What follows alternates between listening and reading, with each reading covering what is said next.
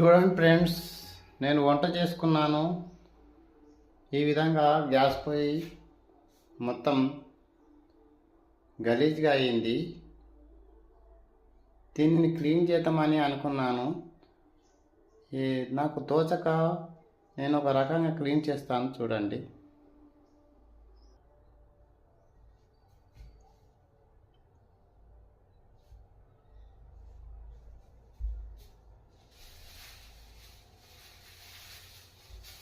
ఇందులోకి నీళ్లు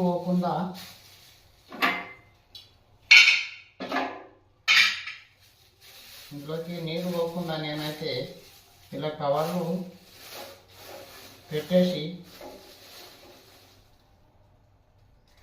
ఇలా రబ్బరు పెట్టేస్తున్నాను. అదేవిధంగా ఇక్కడ కూడా ఇలా కవర్ పెట్టి